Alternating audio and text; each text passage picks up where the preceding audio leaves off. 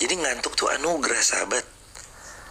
Allah berfirman dalam ayat ini, a'udzubillahi minasyaitonirrajim, summa anzala 'alaikum min ba'dil ghammi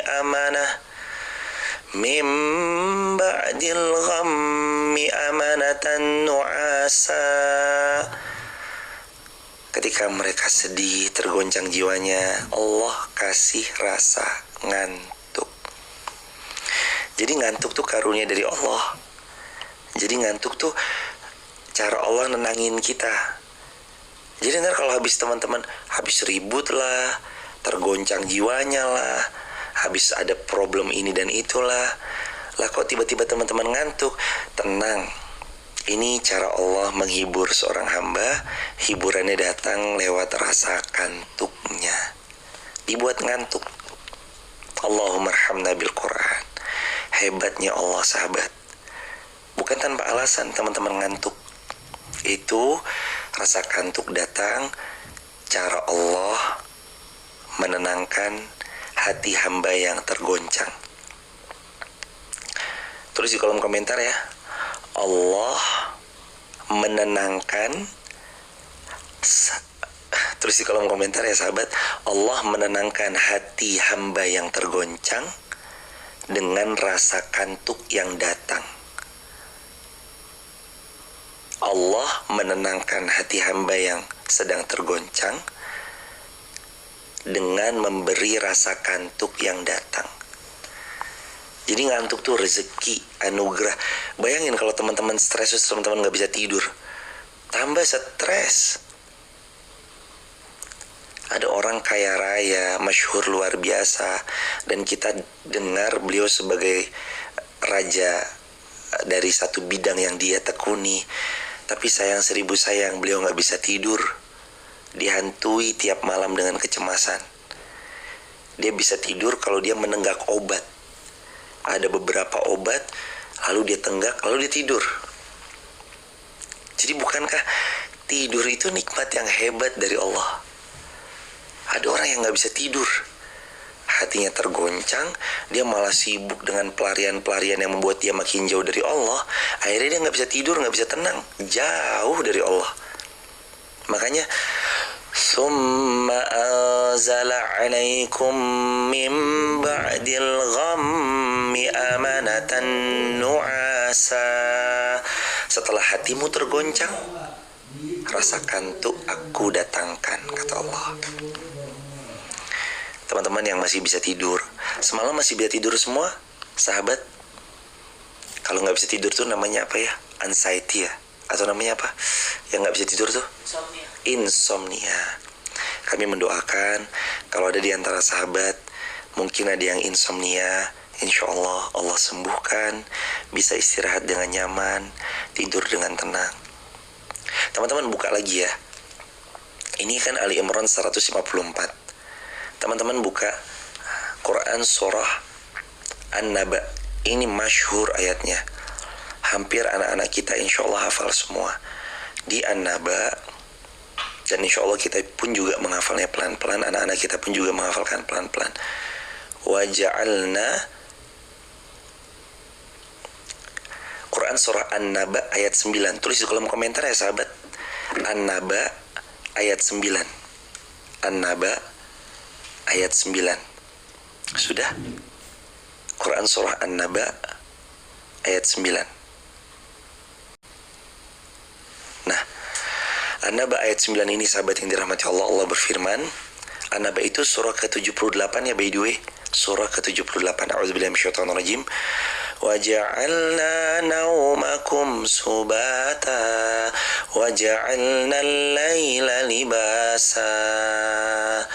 Dan kami, Allah maksudnya, dan Allah menjadikan tidurmu untuk istirahat.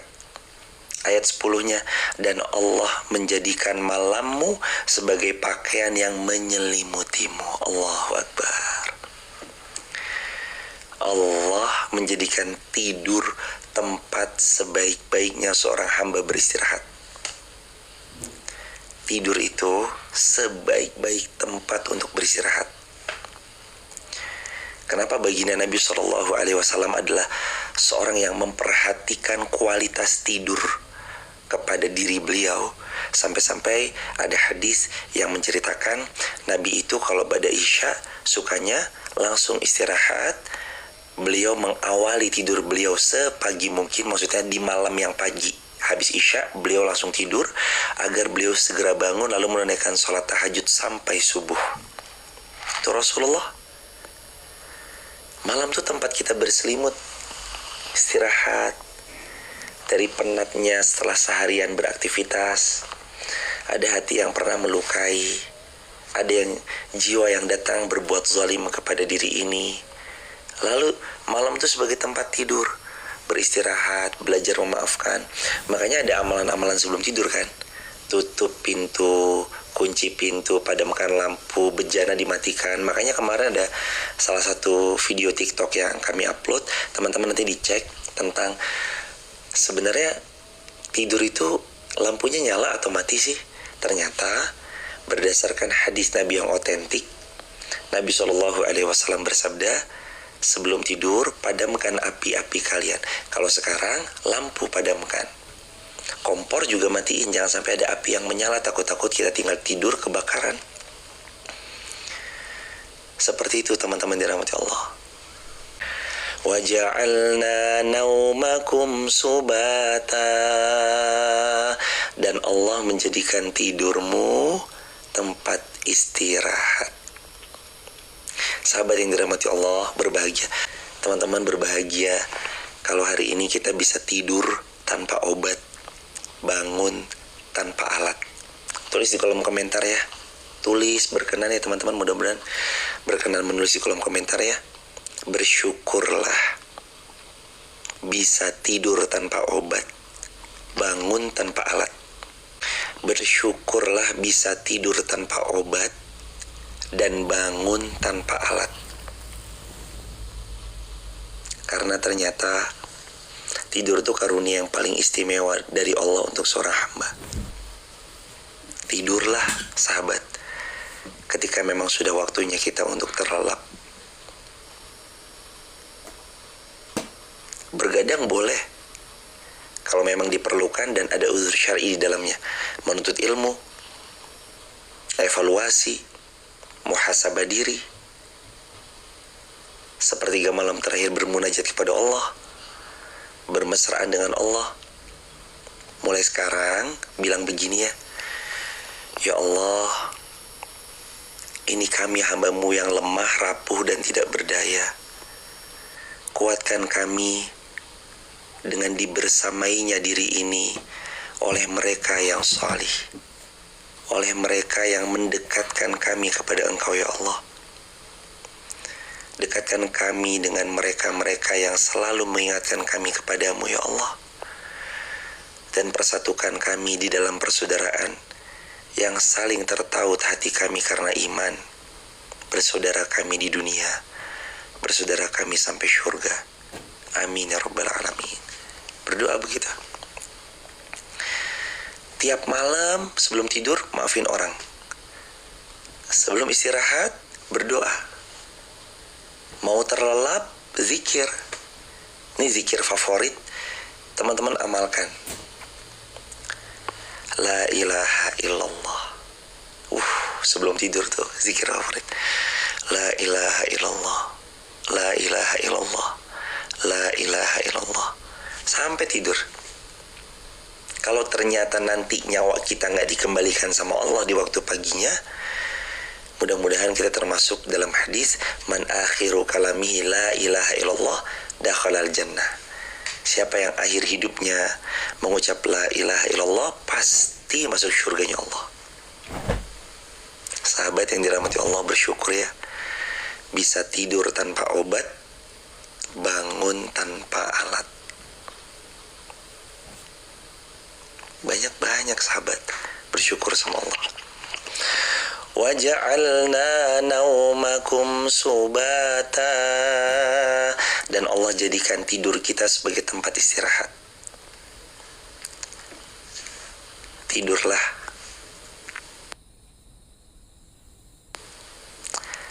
Karena ternyata ketenangan itu hadir lewat kita istirahat. Nabi SAW punya pola tidur yang bagus, yang patut banget untuk kita bisa tiru beliau SAW. Di antaranya qailulah. Mungkin teman-teman kenal istilah ini, mungkin ada yang baru dengar ya. Jadi jadi qailulah itu salah satu cara tidurnya baginda SAW, yang beliau tidur sebelum azan zuhur. Kira-kira kalau misalnya, ini saya buat permisalan aja biar gampang. Kalau misalnya azan zuhur itu jam 12, Rasulullah itu SAW jam 11 lebih 15 tidur sampai jam 11 lebih 35, ibaratnya gitu ya, 20 menit. Jadi jam 11.15 sampai jam 11.35, 20 menitan beliau tidur, lalu beliau bangun, siap-siap sholat zuhur, lalu terus kemudian sholat zuhur. Ini namanya qailulah, tidur sebentar sebelum azan zuhur. Nah, tapi saya izin reminder nih, kalau buat teman-teman yang sukanya kebablasan, ada dua opsi. Satu, minta keluarga untuk membangunkan, atau minta rekan kerja untuk membangunkan, takut-takut kebablasan, malah nggak jadi sholat zuhur nih, termasuk buat pengingat yang berbicara juga.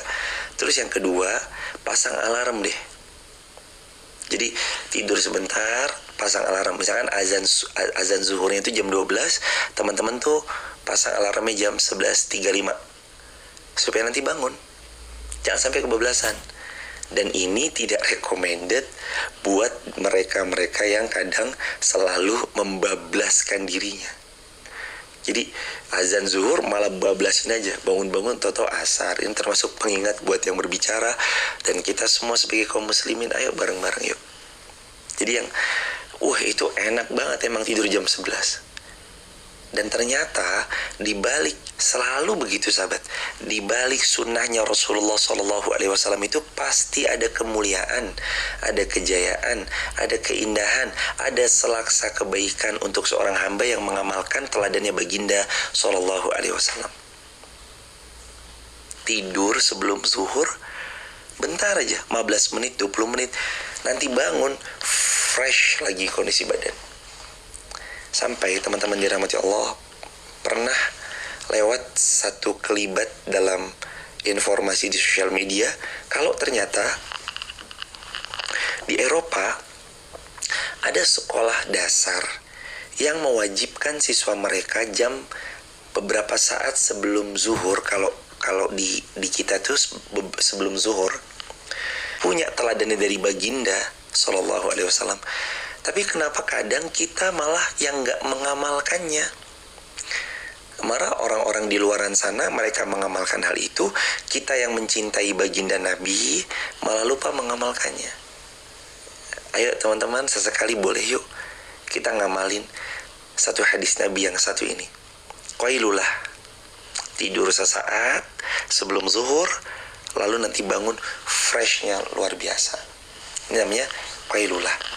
Teman-teman yang dirahmati Allah, kembali dalam bahasan bahwa Allah menenangkan seorang hamba setelah hatinya terguncang dengan rasa kantuk yang datang.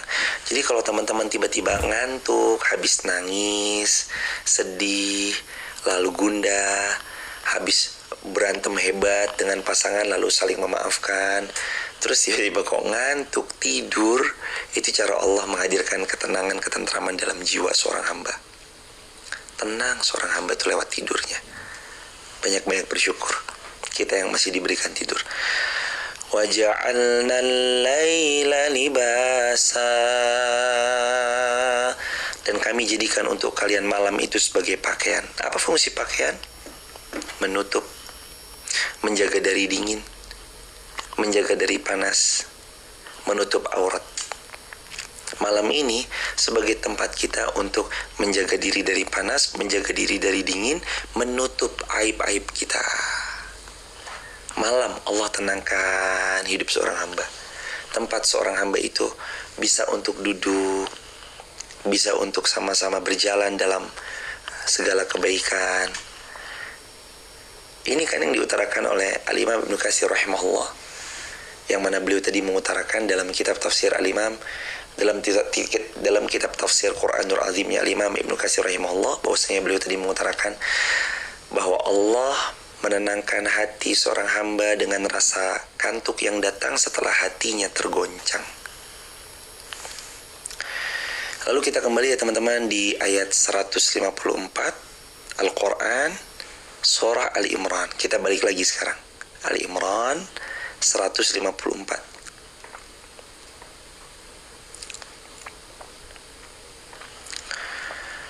ثم أنزل عليكم من بعد الغم أمنة نعاسا يغشى طائفة منكم وطائفة قد أهمتهم أنفسهم يظنون بالله غير الحق ظن الجاهلية. Allah berfirman dalam ayat ini, Allah memberikan rasa aman kepadamu berupa rasa kantuk yang meliputi segolongan dari kalian setelah kalian tertimpa kesedihan. Lagi telah dicemaskan oleh diri mereka sendiri. Jadi Allah hadirkan rasa kantuk setelah kita melewati kesedihan dan kecemasan oleh diri kita sendiri. Kadang mereka menyangka terhadap Allah sesuatu yang sangat salah terhadap Allah, seperti sangkaan jahiliyah mereka terhadap Allah Subhanahu wa taala. Mereka berkata, "Adakah sesuatu yang dapat kita perbuat dalam urusan ini?" Katakan wahai Muhammad, sesungguhnya segala urusan itu di tangan Allah. Mereka kadang menyembunyikan dalam hati apa yang mereka tidak terangkan kepadamu. Mereka berkata, sekiranya ada sesuatu yang dapat kita perbuat dalam urusan ini, niscaya kita tidak akan dibunuh dikalahkan di sini. Katakan wahai Muhammad, meskipun kamu ada di rumahmu, niscaya orang-orang yang telah ditetapkan akan mati terbunuh itu keluar juga, dan tempat mereka terbunuh. Allah berbuat demikian untuk menguji apa yang ada dalam dadamu dan untuk membersihkan apa yang ada dalam hatimu, dan Allah Maha mengetahui isi hati seorang hamba. Gampangnya, rasa kantuk adalah karunia dari Allah Subhanahu wa taala yang Allah hadirkan sebagai penenang, penentram jiwa seorang hamba, dan Allah kadang membuat ujian itu datang agar Allah melihat siapa yang sungguh-sungguh dalam iman, siapa yang hanya kamuflase lip service dalam lisan. Dan Allah Subhanahu wa taala tahu itu semua sebagai penguji dalam dada kita agar membersihkan dalam hati kita, dan Allah Subhanahu wa taala ingin mengetahui isi hati kita walaupun Allah sebenarnya sudah tahu luar biasa tentang isi hati kita, dan sungguh Allah Subhanahu wa taala Maha berbuat baik kepada hamba-hambanya. Teman-teman yang dirahmati Allah, Allah yang paling tahu isi hati seorang hamba. Tidak satupun seorang hamba bisa punya privasi di hadapan Allah Subhanahu wa taala. Kalau ada di antara teman-teman pernah bilang, "Saya punya privasi ya," mohon maaf. Iya, benar, kita punya privasi di hadapan manusia, benar, tapi tidak di hadapan Allah Subhanahu wa taala. Subhanallah bihamdi subhanallahil azim. Pernah ada kisah, teman-teman simak kisah ini baik-baik karena kisah ini nanti ada hikmah yang luar biasa. Pernah seorang guru memberikan kepada 3 muridnya 3 ekor ayam. Lalu guru ini bilang, "Sembelih ayam ini di tempat yang tidak ada yang tahu." Lalu 3 murid ini pun berpendar, berpencar, berpisah mereka. Ada yang masuk ke dalam gua yang sangat sepi, lalu sunyi senyap, tak satu pun yang bisa melihat. Dia sembelih ayam tersebut di dalam gua. Lalu satunya lagi pergi ke dalam benteng yang sangat kokoh, sepi, sunyi, senyap, lalu dia sembelih dalam benteng yang kokoh tersebut. Lalu ada lagi sahabat yang dirahmati Allah. Satu lagi datang ke dalam gua, namun dia berpikir, Allah mengetahui saya dan Allah melihat saya. Yang satunya lagi pergi ke tempat yang paling sepi, masuk ke dalam hutan, mau nyembelih, Allah tetap tahu tentang apa yang saya lakukan. Dia pergi ke tempat yang paling sunyi, senyap, dan sepi, mau disembelih, gagal.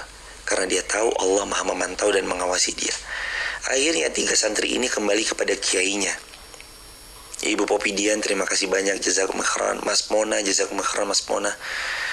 3 santri ini pun kembali kepada kiainya, lalu kiainya mengatakan, "Gimana kalian? Sudahkah berhasil menyembelih di tempat yang tidak satu pun ada yang tahu?" Yang satu cerita, "Wahai kiai, ini ayamnya sudah saya sembelih di dalam gua yang paling sepi, sunyi, senyap, tak satu pun orang melihat." "Oh iya," senyum kiainya. Yang kedua datang, "Wahai kiai, saya berhasil menyembelih di sebuah gedung, gedungnya suci, sunyi, senyap, tak satu pun orang melihat." "Oh iya." Yang satu datang, lalu dia mengatakan, wahai kiai, sungguh ayam ini masih utuh, belum saya sembelih. Lu kenapa belum disembelih? Karena tidak ada satupun tempat yang bisa disembunyikan dari penglihatan Allah Subhanahu wa ta'ala. Lalu kata kiai ini, wahai anakku, engkau lulus. Yang ketiga, lulus. Dia yang belum disembelih ayamnya justru yang lulus. Ternyata sahabat yang dirahmati Allah, gak ada tempat sembunyi yang benar-benar privasi untuk kita di hadapan Allah Subhanahu wa ta'ala. Gak ada. Semuanya terbongkar. Kalau teman-teman buka Quran surah 4 An-Nisa ayat yang pertama, tolong teman-teman lihat di bab akhirnya, ayat terakhirnya. An-Nisa ayat terakhir. Quran surah An-Nisa ayat terakhir yang di bagian terakhir sini. Innallaha kana 'alaikum raqiba. Allah berfirman, sesungguhnya Allah selalu menjaga dan mengawasi gerak-gerik, laku tingkah setiap hamba.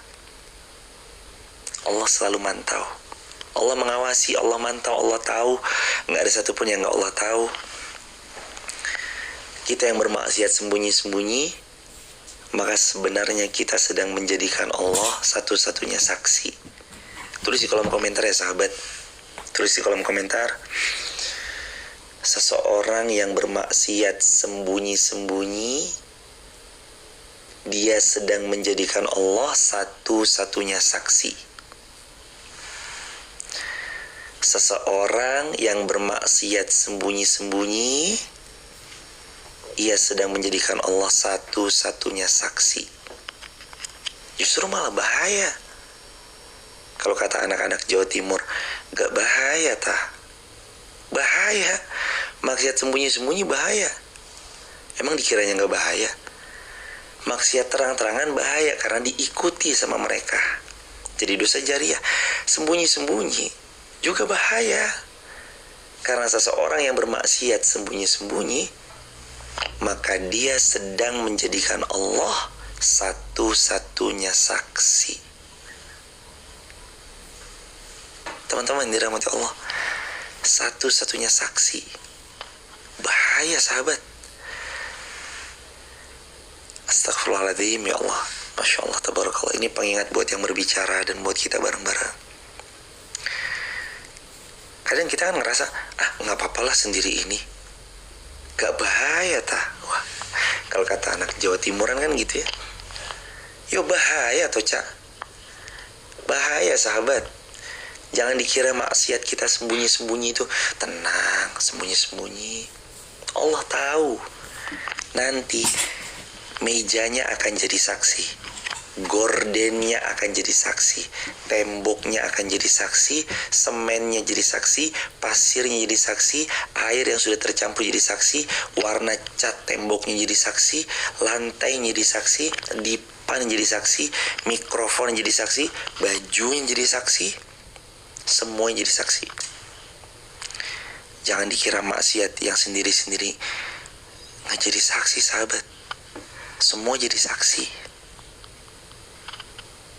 Innallaha kana 'alaikum raqiba. Allah Maha mengawasi setiap derap langkah hamba-hambanya. Bahaya. Bahaya sahabat. Kalau tadi seseorang disuruh oleh kiainya menyembelih 1 ekor kambing, satu ekor ayam, 2 merasa bisa, 1 tidak bisa, 1 yang lulus, maka itu yang sebenarnya harus kita pegang. Lah berarti saya maksiat mending terang-terangan dong. Lah kalau sendiri aja bahaya, apalagi terang-terangan. Maksiat yang dilakukan secara terang-terangan tuh kayak bola salju sahabat. Hari ini dia kecil segini, tapi begitu diposting di sosial media, orang melihat, orang menonton, lalu dari tontonan itu dia berpikir, kayaknya gak apa-apa deh, tuh dia aja gak apa-apa, saya coba deh. Akhirnya tadinya segini, bola salju itu semakin menggelinding, semakin membesar. Akhirnya dosanya itu jadi dosa jariyah buat kita gara-gara kita posting dosa yang dilakukan dengan bangga. Maka teman-teman, hindari, sedikitkan dosa. Bukan berarti kita gak berbuat dosa ya, karena kita semua adalah pendosa. Kita semua adalah pendosa. Tapi yuk minimalisir dosa kita. Silahkan main tapi minimalkan dosa. Silahkan tetap have fun, tapi have fun yang gak bahaya. Jangan jadiin akun sosial media kita jadi dosa jariyah ya. Kita nih udah banyak banget lalainya dari Allah. Sekarang waktunya balik ke Allah yuk. Sahabat, jangan nunggu nanti kalau udah sakit balik ke Allah, karena gak enak. Jangan nunggu nanti kalau usia kita udah senja baru balik ke Allah, karena gak nyaman. Walaupun kapanpun kembali kepada Allah selalu menjadi waktu yang nyaman. Maksud saya, jangan selalu merasa karena masih muda, masih sehat, masih belia, lalu membuat kita menunda bertobat kembali padanya. Jangan. Segerakan yuk. Awali dengan istighfar, astagfirullah wa atubu ilaih. Dulu dosa kita banyak, sekarang ditutup. Tapi jejak digital tetap ada, Ustadz. Iya, gak apa-apa, setiap kita punya jejak digital kok. Setiap kita punya jejak digital masa lalu yang mungkin belum enak kok kalau diceritain. Tapi gak apa-apa, nikmatin aja. Kita emang harus akui kalau kita emang dulunya sebandel itu. Belajar mengakui kalau mungkin dulunya kita belum baik. Kita bukan anak pesantren mungkin. Kita mungkin dulunya gak pernah kenal agama. Baru belajar ngaji juga baru-baru di TikTok ini. Baru belajar kajian juga baru di TikTok ini.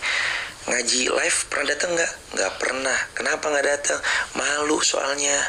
Gak enak sama mereka-mereka yang udah lebih lama ngaji. Tapi gak apa-apa. Gas. Orang Jawa Timur kalau bilang tadi ada kalimat gak bahaya, ada satu kalimat lagi yang saya suka dari Jawa Timur. Kalimatnya gini, kalau diajak Sherlock, gimana kalimatnya, kalau diajak ngaji yo alhamdulillah, kalau gak diajak tetap budal. Diajak ngaji mangkat, gak diajak tetap budal. Pokoknya budal aja jemaah. Diajak gak diajak, budal. Berangkat. Tapi masih malu kalau ke masjid. Live streaming. Ini live streaming. Iya, saya mah baru ngaji. Ya 2021 pas lagi di TikTok ada live. Ya udah gak apa-apa. Teman-teman makasih sudah dibersamai live di TikTok, di YouTube, di Instagram. Ini kan cara kita silaturahim saat jarak itu jauh. Pokoknya diajak ngaji, tulis di kolom komentar ya sahabat. Diajak ngaji mangkat, nggak diajak budal. Diajak ngaji mangkat, radija budal. Dija yo mangkat, radija yo budal. Pokoknya budal aja jemaah, berangkat. Saya mau ngaji nih, gimana caranya? Datangnya jauh. Buka TikTok, tinggal pencet, klik, dengerin. Allah suka seorang hamba itu yang kemarin kita belajar Ali Imran 133. Wasari'u ila maghfiratin mir rabbikum wa jannah. Dan bersegeralah kalian. Untuk apa sih? Maghfirah wa jannah, untuk dapat ampunan dan dapat syurganya Allah. Wasari'u, ayo cepet-cepet. Dija yo mangkat, radija yo budal. Harus gitu sahabat.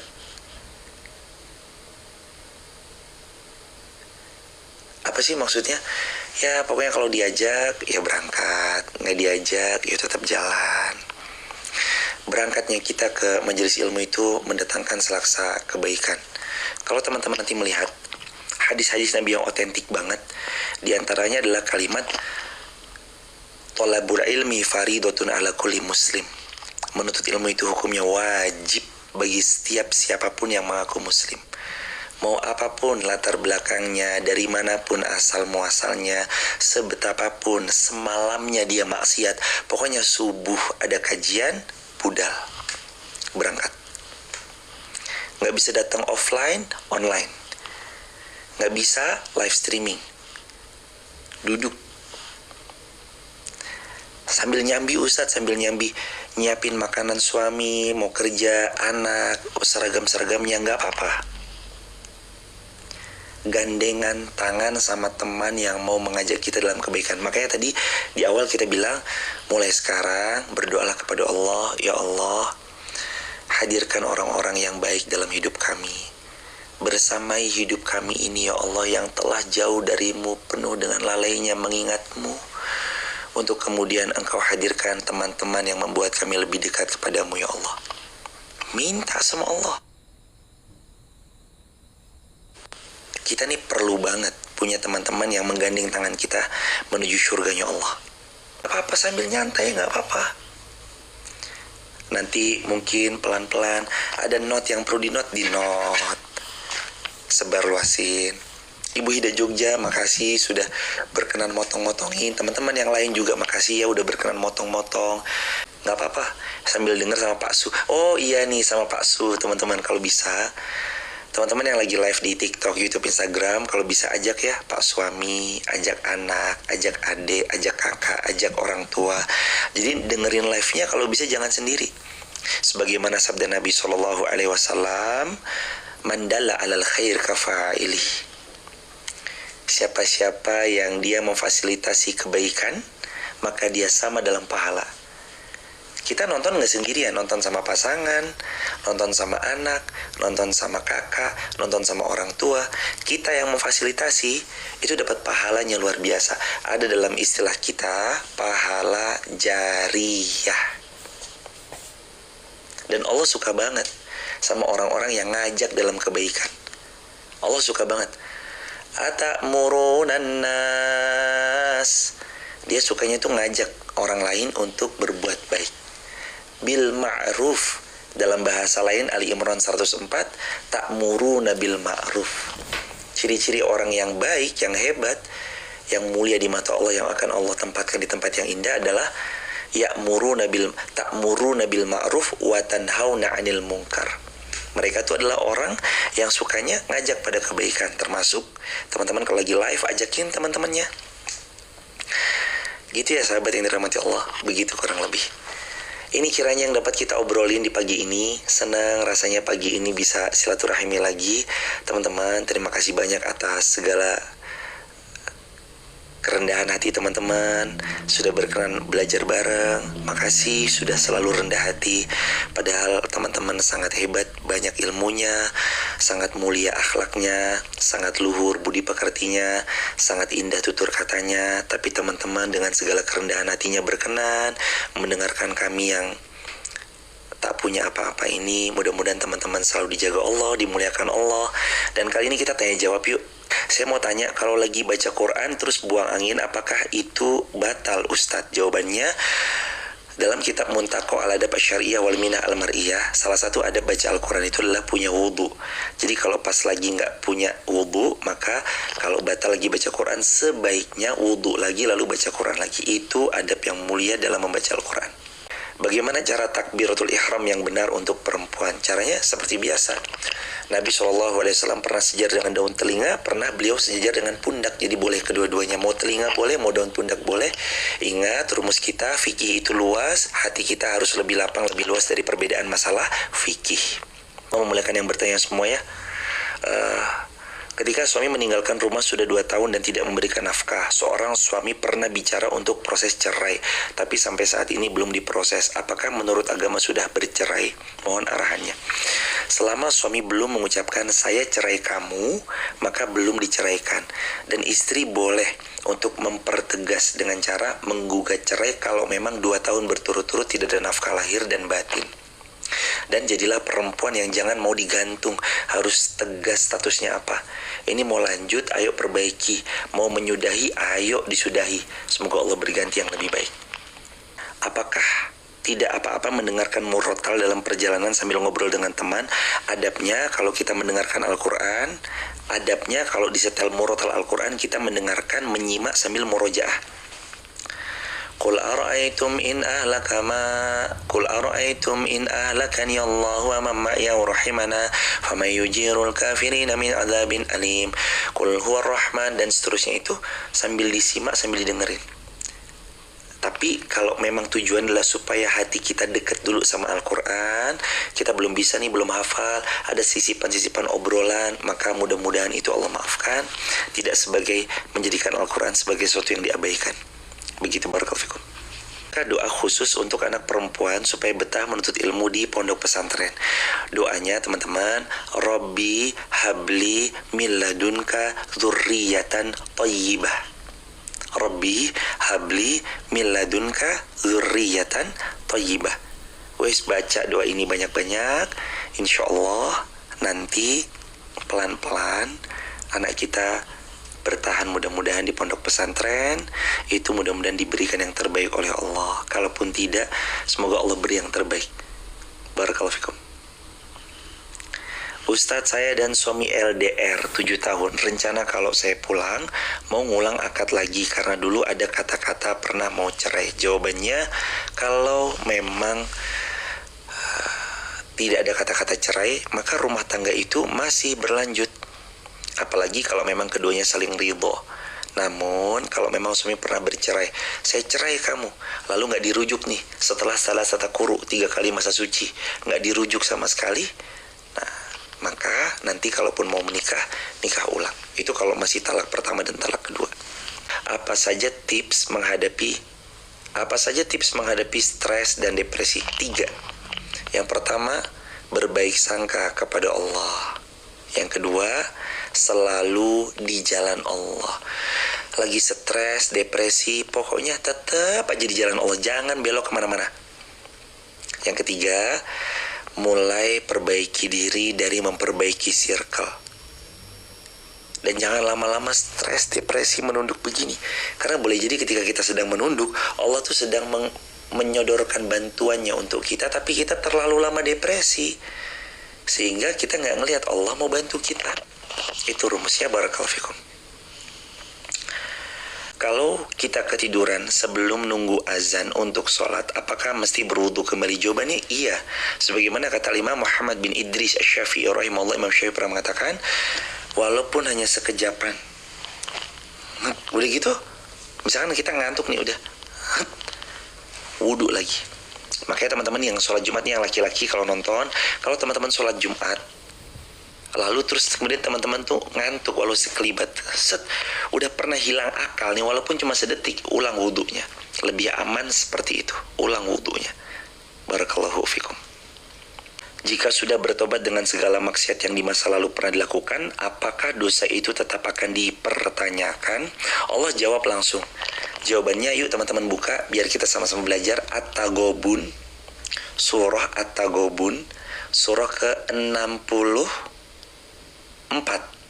At-Taghabun 64, ayat yang ke-9. Jadi jawaban dari pertanyaan beliau ada di surah 64 At-Taghabun, ayat yang ke-9.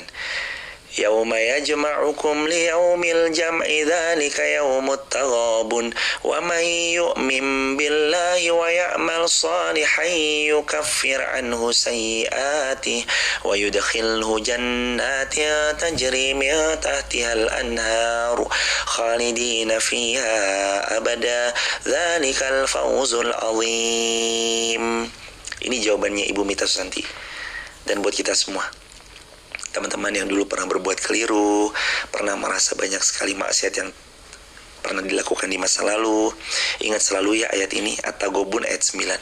Akan ada hari di mana Allah mengumpulkan kamu pada hari tersebut. Hari itu disebut dengan hari Taghabun. Hari itu adalah hari Allah ungkapkan semua kesalahan-kesalahan yang pernah kita lakukan. Dulu kita pernah maksiat, Allah hari itu buka, Allah hari itu perlihatkan. Tapi ingat, Wa may yu'min billahi wa ya'mal salihah. Tapi barang siapa yang beriman kepada Allah lalu dia mengerjakan kebaikan, salah satunya bertaubat, maka Allah akan menghapus kesalahan-kesalahannya. Jadi besok tetap Allah perlihatkan dulu. Tapi pendapat Al-Imam Ibnu Katsir rahimahullah dalam tafsir Al-Quranul Azimnya beliau mengutarakan setelah diperlihatkan kalau dia beriman, beramal soleh lalu bertaubat, Allah hapus. Hambaku, ini nih 2010 kamu begini kan, sudah aku maafkan ya, begitu. Ini nih 2008 kamu begini ya, ini tahun 99 kamu begini ya, ini tahun 87 kamu berbuat zolim ini ya, sekarang aku sudah hapus. Ya Allah, makasih ya Allah. Nanti seorang hamba banyak bersyukur sama Allah. Wa may ya'mal wa may yu'min billahi wa ya'mal salihah. Kalau kita beriman lalu kita beramal salih, yukaffir anhu sayyiatihi, maka Allah akan hapus.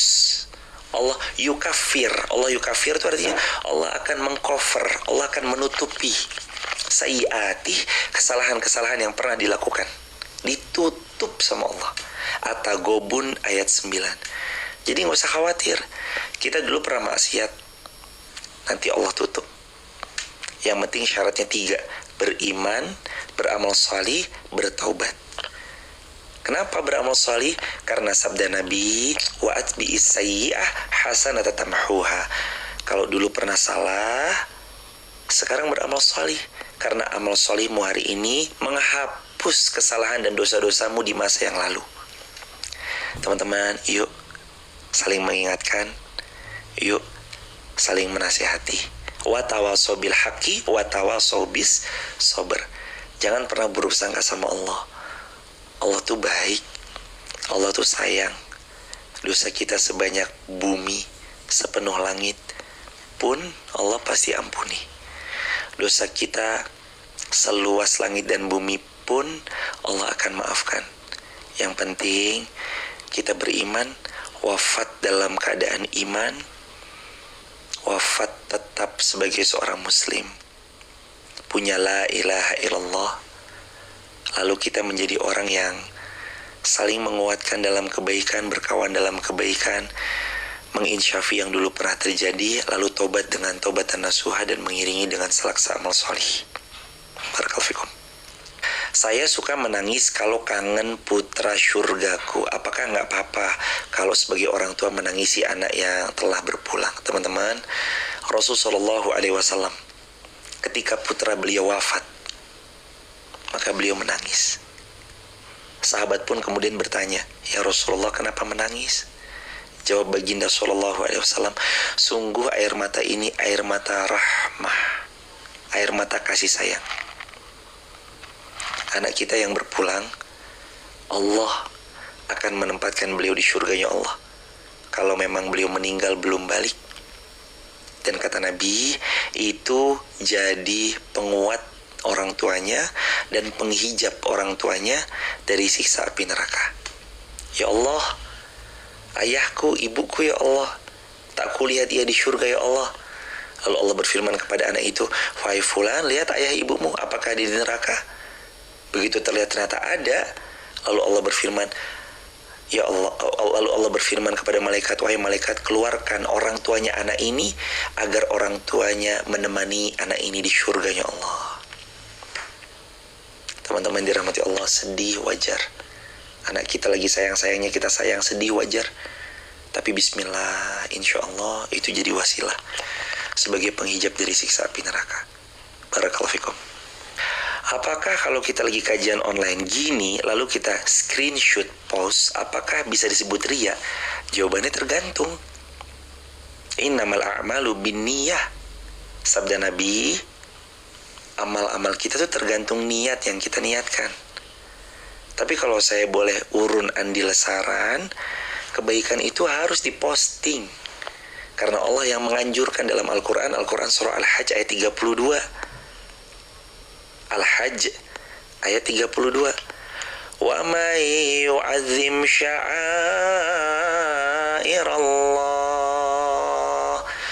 fa innaha min taqwal qulub. Mau tahu ciri-ciri orang bertakwa? Ciri-ciri orang bertakwa adalah wa may yu'azzim sya'airallah, orang yang suka mengagungkan syiar agama Allah. Jadi salah satu ciri ketakwaan itu dia suka mengagungkan syiar agama Allah. Ada kajian diposting, ada poster diposting, ada video diupload, ada kebaikan disebarluaskan.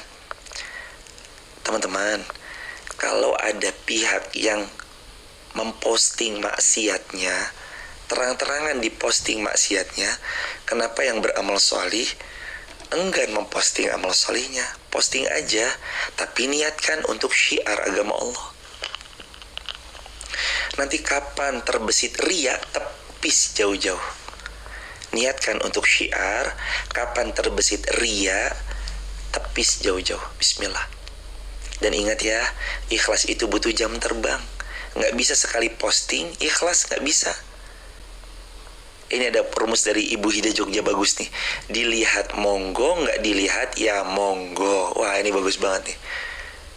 Dilihat alhamdulillah, nggak dilihat ya nggak masalah, karena tujuan kita bukan supaya ditonton sekedar ditonton, tapi tujuan kita bismillah, mudah-mudahan ini manfaat buat yang nonton. Gitu aja. Dan teman-teman ingat juga, bukan berarti habis ini teman-teman semuanya diposting, enggak juga. Tetap milikilah amal-amal tersembunyi dan sendiri yang tahu cuma kita sama Allah aja. Tetap miliki amal-amal tersembunyi yang tahu cuma kita sama Allah aja. Tetap harus ya punya amal-amal tersembunyi. Barakallahu fikum. Teman-teman yang dirahmati Allah, sehat, lancar, berkah selalu. Semoga Allah memuliakan, melancarkan, memberkahi teman-teman semuanya. Lalu pertanyaan berikutnya, apakah sholat yang pernah ditinggalkan waktu sudah balik harus diqadha? Jawaban para ulama berbeda. Ada yang mengatakan cukup diistighfar, ada yang mengatakan harus diqadha. Allahu a'lam bishawab. Berapa lama masa nifas habis kirat keguguran? Allahu a'lam bishawab. Teman-teman nanti bisa ditanyakan kepada yang lain, karena ilmu kami terbatas. Kami tidak tahu. Jika ada teman yang bilang tak pakai dulu ya uangnya, apakah itu termasuk membayar hutang? Kalau ada teman bilang tak pakai dulu ya uangnya, apakah itu termasuk hutang dan wajib membayar? Jawabannya iya. Jawabannya hutang. Teman-teman yang bilang uangnya saya pakai dulu ya, uangmu tak pakai dulu, itu tetap hutang dan wajib dibayar, namanya hutang. Nggak boleh hutang tuh dibiarin aja, tetap wajib dibayar. Sekarang saya tidak hadir ke taklim karena sewaktu saya taklim anak saya pernah ke rumah. Karena sewaktu saya taklim anak saya bawa PR ke rumah. Gimana sih? Anak saya bawa PR ke rumah. Jadi was-was, dosakah cuma ikut online? Oh, nggak dosa. Online tuh cara yang Allah berikan hari ini, ketika kita nggak bisa kumpul bareng di satu tempat, satu majelis, kita bisa tetap ngaji bareng-bareng kayak gini. Izin tanya, aku sudah memberi surat ikrar talak ke pihak istri. Apakah sudah cerai? Mungkin maksudnya gitu ya. Kalau sudah memberi ikrar talak, jatuh cerai. Siapa yang ngucap saya talak kamu, jatuh cerai. Begitu sahabat. Tapi nanti ada masa idah. Masa idahnya berapa? 3 kali suci. Kalau dirujuk maka rujuk kembali. Tapi ingat Al-Baqarah 229, at-talaqu marratani. Talak yang boleh rujuk cuma 2 kali. Talak yang ketiga udah gak bisa rujuk lagi. Pertanyaan ke berikutnya. Ketika kita sedang bertobat, apakah tetap akan disiksa di alam kubur? Jawabannya, at-taubatu tajubu maqablah. Taubat itu akan menghapus dosa yang dulu pernah dia lakukan selama taubatnya taubatan nasuha. Apabila sholat subuh tidak menggunakan doa kunut, hukumnya bagaimana? Jawabannya, kedua-duanya boleh. Mau kunut boleh, mau tidak kunut ya boleh. Jangan saling menyalahkan, mari saling berlapang dada. Ingat rumus kita, fikih itu luas, kita harus punya hati yang lebih luas daripada bahasan fikih. Begitu ya sahabat. Jangan karena masalah perselisihan fikih lalu jotos-jotosan, berantem, gak saling sapa, padahal sesama kaum muslimin. Jangan ya. Kita sesama kaum muslimin, kuncinya la ilaha illallah, bersaudara. Siapapun ustadznya, siapapun gusnya, siapapun habibnya, siapapun kiainya, selama beliau mengajarkan sesuai dengan yang Allah Subhanahu wa taala telah firmankan, baginda Nabi SAW telah teladankan, keluhuran budi pekerti, akhlaknya akhlak yang karim, akhlak yang sangat mulia. Lalu beliau bukan cuma dari tutur kata, tapi beliau juga tergambar dari keseharian beliau. Maka ikuti beliau, ambil ilmu beliau. Sungguh teman-teman yang dirahmati Allah, sesama muslim itu bersaudara. Apapun beliau, bagaimanapun jamaah-jamaah beliau, atau mungkin orang yang membersamai beliau dan segmentasi dakwah beliau, ingat selalu ya, beliau tetap meringankan, beliau tetap punya peran hebat dalam meringankan beban umat yang teramat berat. Beban umat ini berat, dan gak satu ustadz bisa menyapu bersih semuanya tuh, enggak.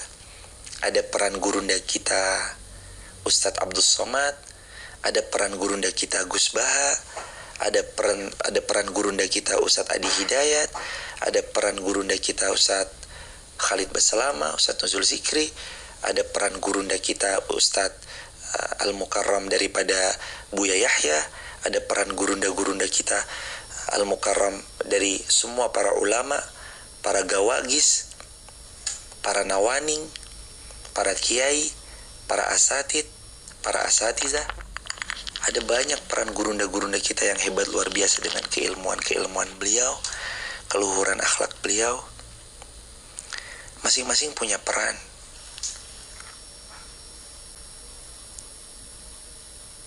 Dan beliau benar-benar meringankan beban umat dengan teramat berat.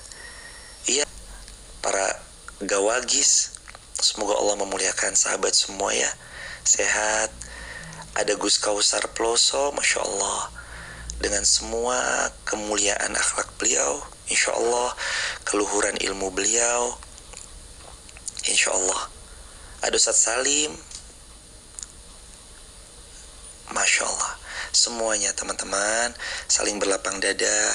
Kalau memang ada yang kurang, ingat selalu ya, termasuk yang berbicara pun pasti banyak khilafnya, banyak kurangnya, karena kita masih manusia. Yang sempurna hanya satu. Oh ya, ada Ustadz Hanan Ataki, Masya Allah. Semoga Allah memuliakan semua asatid, semua ustadz, semua gus, semua kiai, semua para alim ulama.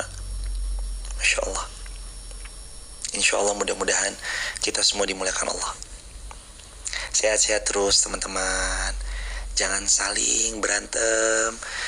Beda ustadz, beda gus, beda kiai, beda habaib, beda usul fiqh, beda fiqh. Jangan membuat saling bertengkar. Berlapang dada ya, berlapang dada. Berlapang dada. Barakallahu fikum. Mohon maaf kalau tidak semua para asatid bisa kami sebut namanya satu persatu. Mungkin ada yang terlewat ya dari gurunda-gurunda kita semua. Mungkin ada nama kiai yang terlewat, nama gus yang terlewat, nama ulama yang terlewat. Tapi mudah-mudahan Allah karuniai kelapangan dada untuk kita bisa sama-sama terus belajar, bisa sama-sama terus mengambil ilmu, bisa sama-sama terus belajar dari keluhuran akhlak dan kerendahan hati budi pekerti gurunda-gurunda kita semuanya. Barakallahu fikum. Pertanyaan berikutnya. Mohon maaf kayaknya nggak semua pertanyaan bisa dibaca. Mohon maaf atas keterbatasan. Gimana cara menaikkan iman yang sedang turun? Jawabannya, cara menaikkan iman yang sedang turun ada dua. Sabda Nabi, yazidu bit-ta'ah wa yantaqisu bil ma'siyah. Iman itu naik dengan ketaatan, turun dengan kemaksiatan. Maka sahabat yang dirahmati Allah, cara meningkatkan iman adalah dengan taat kepada Allah Subhanahu wa taala. Begitu, semoga teman-teman sehat terus. Terima kasih atas segala kerendahan hatinya. Yang haji, semoga Allah mabrurkan hajinya. Yang belum berangkat haji, insya Allah tahun ini semua berangkat haji. Amin ya rabbal alamin. Subhanakallahumma bihamdika asyhadu an la ilaha illa anta astaghfiruka wa atubu ilaik. Barakallahu fikum. Sama-sama kita belajar. Mudah-mudahan Allah jadikan kita hamba yang istiqomah sampai wafat husnul khatimah. Barakallahu fikum. Assalamualaikum warahmatullahi wabarakatuh.